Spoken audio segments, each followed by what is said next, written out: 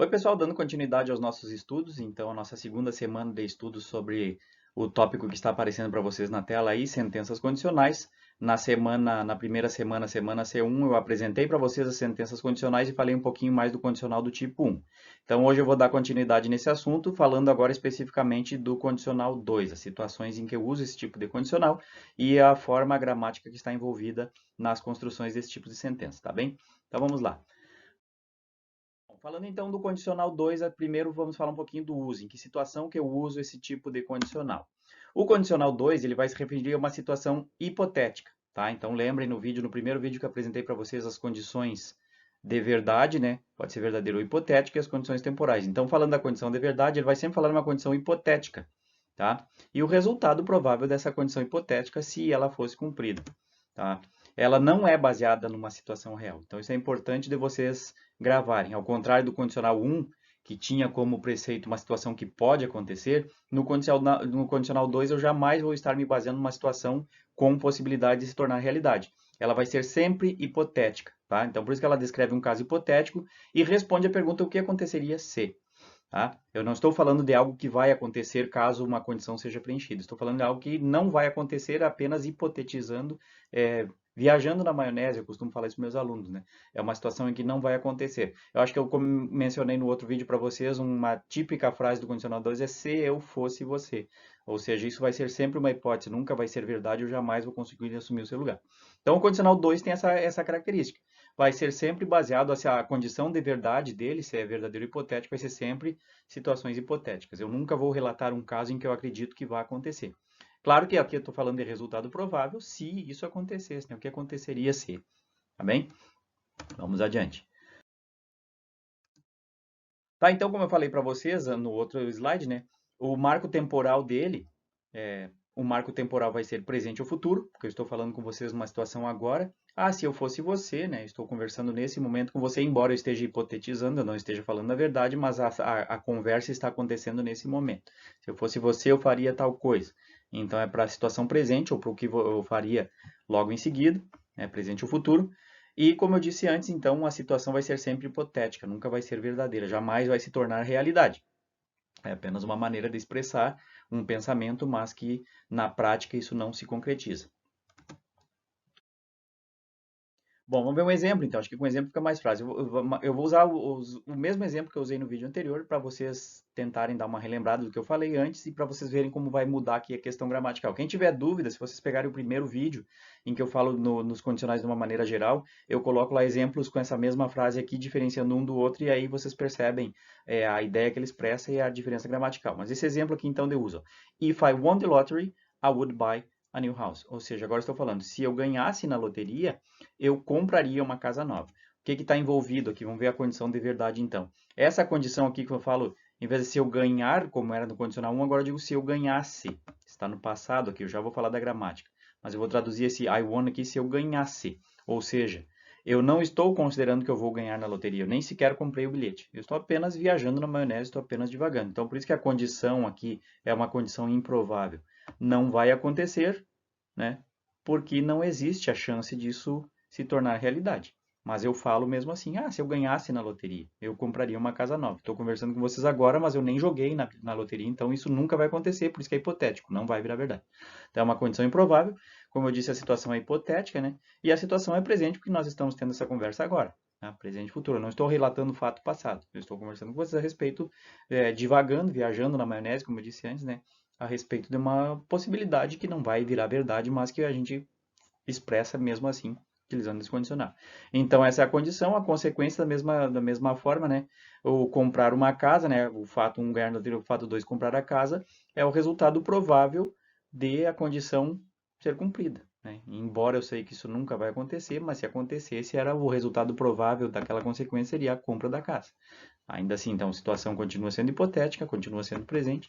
Então, só para fazer essa diferença do condicional 1 que nós já vimos para o condicional 2. Então, aqui não existe a possibilidade do fato se tornar verdade. E vocês percebam que a forma de expressar aqui mudou, né? I won, eu ganhasse, eu compraria. Eu já vou falar logo mais da gramática para vocês entenderem o que mudou do condicional 1 para o 2. Né? Então é isso, ó, forma. O que que mudou então na escrita? Então, se vocês lembram no primeiro vídeo que eu falei do condicional tipo 1, o tempo verbal da oração subordinada, aquela oração do if, né? Sempre que aparece o if era presente no condicional 1. Agora no condicional 2 não é mais presente, é passado. Não confundam, o tempo verbal é passado, a situação é presente, mas a maneira de expressar, a gramática é o passado simples, que também nós já estudamos esse ano. Tá? O tempo verbal da oração principal, aí, que complementa a frase do if, vai ser o modal hipotético. Normalmente vai ser o modal hipotético, would, que nós estudamos o ano passado nos verbos modais, se vocês estiverem lembrados disso.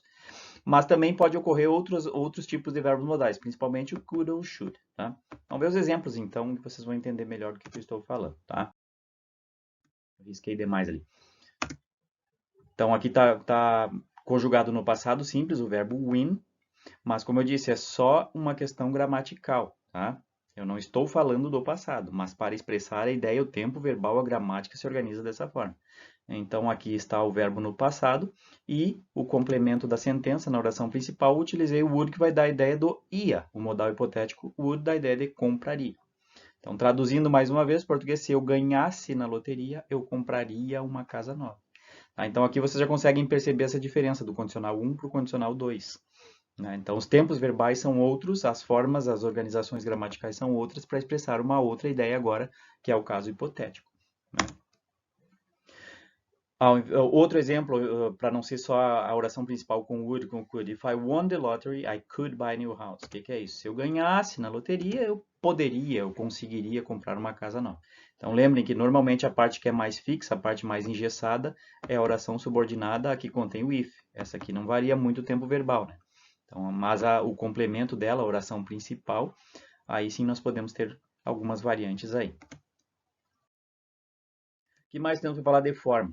Assim como no condicional 1 nós vimos aqui, no condicional 2 também vai ter as construções negativas e interrogativas. Mais uma vez, o que vocês precisam prestar atenção são as regras gramaticais de cada situação, qual oração que eu estou trabalhando, qual a parte, se é a oração subordinada, se é a principal.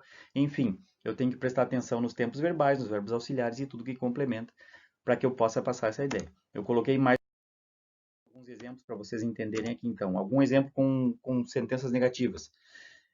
Primeira, if I didn't have a house, I couldn't give you shelter. Ou seja, se eu não tivesse uma casa, eu não poderia te dar abrigo. Né? A situação real é que eu tenho uma casa e estou te dando abrigo. Mas se eu não tivesse, eu não poderia. Então, é por isso que é uma situação hipotética. Mas aqui, então, nós temos as construções negativas, né, para que essa frase faça sentido. Lembrando da frase do if, sempre no passado, só que agora passado negativo. Lembrem que nós estudamos no início desse ano como é que eu construía sentenças no passado simples, né? A negativa, o auxiliar did, junto com o não, o not e com o have. E aqui o could ali ficou na negativa couldn't, né? Modal could na forma negativa. Tudo depende do que eu quero falar, tá, gente? Depende da ideia que eu quero expressar e onde é que eu vou precisar jogar essas situações aí da forma negativa, né? Eu só tenho que obedecer, então, a regra, a gramática que está regendo aquela parte da sentença ali. É uma interrogação, né? If you won the lottery, would you buy a new house? Então aqui, se você ganhasse na loteria, você compraria uma casa nova? Que eu não vou fazer uma pergunta duas vezes, né? Mas eu continuo falando a frase do if aqui utilizando o passado simples e a organização a estrutura de pergunta, estrutura de interrogativa, aqui com o modal na frente do sujeito, né? Would you buy em vez de you would buy.